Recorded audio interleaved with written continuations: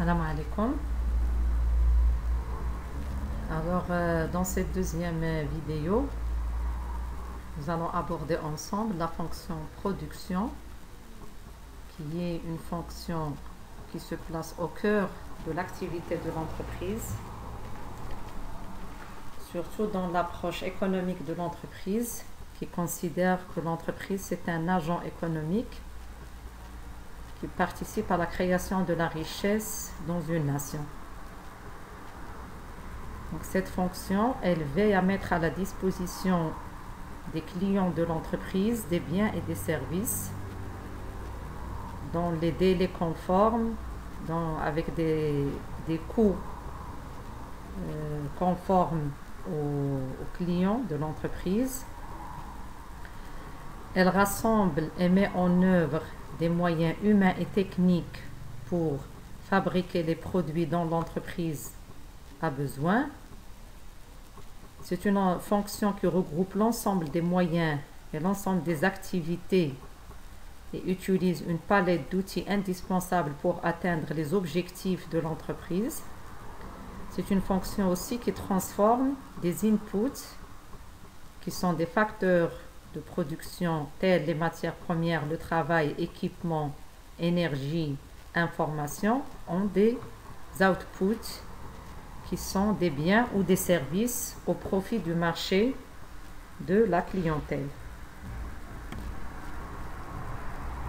La fonction production, elle a les objectifs suivants. Alors, on est dans la tripartite délai, coût, qualité. Donc, cette réalité, elle peut être pour la vie de l'entreprise une dimension stratégique, comme elle peut encadrer tout le travail opérationnel. En effet, l'entreprise, dans le cadre de sa fonction production, elle est censée respecter la dimension de la quantité, de la qualité, du coût et des délais.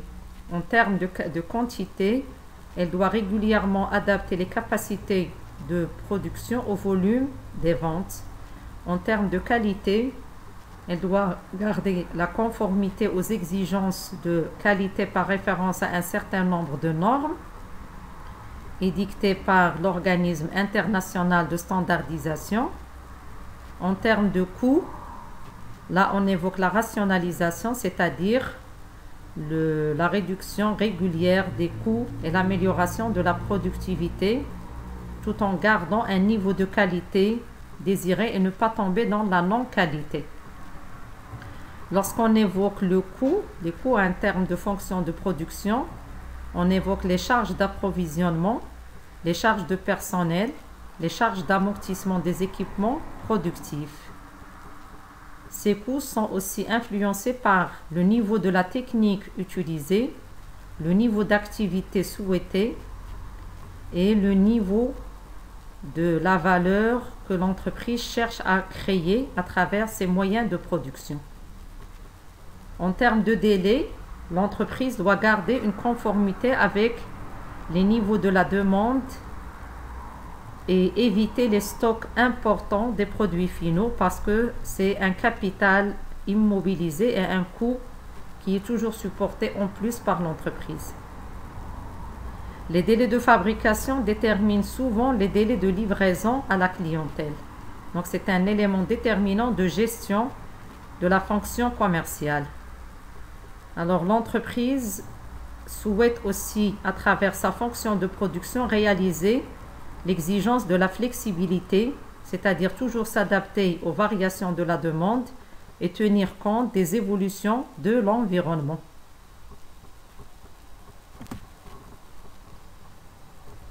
Alors, au niveau de la fonction de production, il est primordial de traiter la typologie de la production. Alors, au niveau de l'action ou bien de l'opération de la production, on peut segmenter l'opération de la production premièrement par les processus techniques. Donc l'entreprise, elle peut produire selon un processus continu, c'est-à-dire sans interruption, selon un processus discontinu, c'est-à-dire par opérations successives qui peuvent s'arrêter et être interrompues, ou bien selon un processus par projet, c'est-à-dire c'est une production en séquence d'opérations exécutées une seule fois. Deuxième segmentation, c'est la relation avec le client. Donc l'entreprise peut engager sa production ou bien suivant à la commande ou bien pour le stock. Alors pour le stock, il y a un décalage entre le processus de production et l'affectation du produit au client. C'est la phase du stockage. Il y a aussi, on peut aussi segmenter l'opération de la production suivant sa quantité, la quantité produite. Donc l'entreprise, elle peut mener une production à l'unité, exemple de navires, de meubles, etc. Ou bien elle peut réaliser une production par lot, hein, un ensemble quand même volumineux de produits, tels les vêtements ou bien les avions, ou bien une production par série, ou bien une production en continu. C'est-à-dire c'est un produit qui va démarrer pour jusqu'à la fin c'est-à-dire jusqu'à l'épuisement de toute la matière première utilisée. Il y a aussi une autre manière de caractériser la manière de produire, c'est la nature de l'implantation de l'outillage.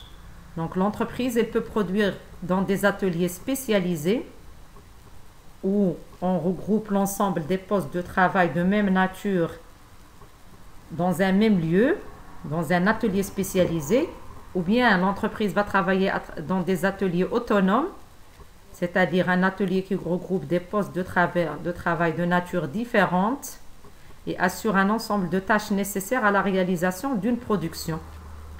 Ou bien on trouve la production à la chaîne, c'est-à-dire c'est des différentes tâches qui se succèdent jusqu'à la réalisation du bien et jusqu'à l'étape finale de la chaîne de production. Alors au niveau de la fonction de production, il y a deux types de services. On trouve des services opérationnels et des services fonctionnels. Alors les services opérationnels, il y a le service de fabrication, c'est-à-dire c'est celui qui réalise la fabrication proprement dite. Il y a le service expédition, c'est celui qui prépare les commandes et suit leur livraison à travers les moyens de transport. C'est lui aussi qui suit la gestion des stocks de produits finis. Il y a le service manutention, c'est lui qui veille à l'organisation et à la circulation des flux physiques au sein de l'entreprise entre les différents services. Le service outillage, il gère tout l'outillage indispensable à l'opération de la production. Service entretien, ce sont toutes les opérations qui vont suivre la chaîne de production sur ses pannes, sur c'est-à-dire s'il y a des maintenances à entretenir d'une manière préventive. Les services fonctionnels de la fonction production, on distingue les bureaux d'études, c'est eux qui vont nous faire les prototypes, qui vont donner une définition complète du produit en fonction des moyens de production disponibles. Il y a les bureaux des méthodes, c'est eux qui vont nous donner la succession des opérations, le séquentiel, séquence après séquence. Ils nous donnent aussi l'implantation des différents postes et leur outillage. Il y a aussi les bureaux d'ordonnancement, c'est eux qui donnent les temps de fabrication et d'approvisionnement en termes d'ordre, en termes de démarrage et finition, ça dépend du temps.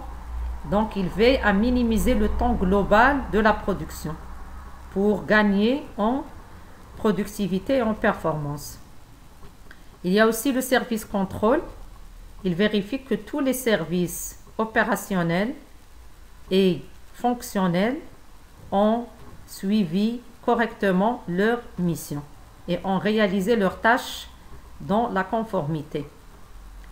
Le contrôle suppose le recueil des informations relatives au retard ou bien aux avances liées au planning et au temps de chaque opération. Donc, il veille aussi à suivre l'arrêt des machines, le taux de panne, le taux de rebut, qualité des produits, etc. Alors, la fonction de production, elle a toujours travaillé dans deux logiques, ou bien dans deux manières. Il y a la logique de la production par l'amont, il y a la logique de la production par l'aval.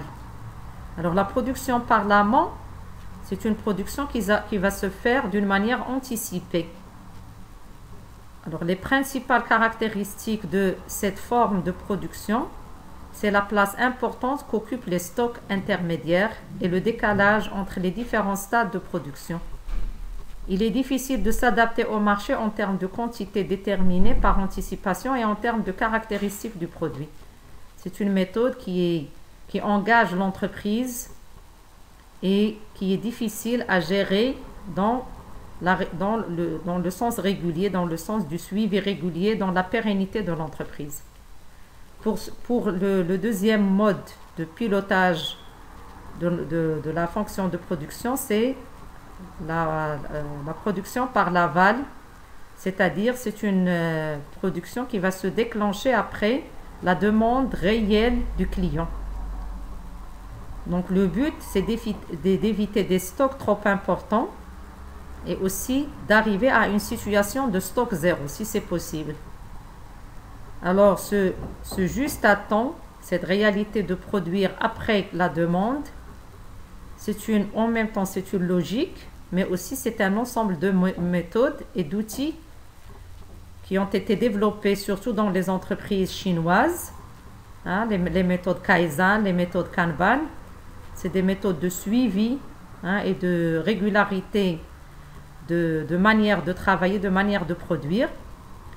Alors cette manière ou bien cette logique de production, elle présente les caractéristiques suivantes.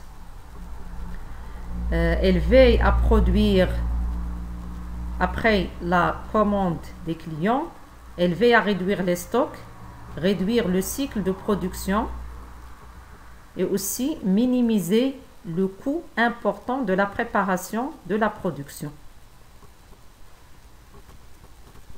Donc, ces éléments-là, ils vont aider l'étudiant à comprendre la réalité de la fonction production et ses exigences en termes de gestion et en termes d'objectifs de performance dans une entreprise. Et merci.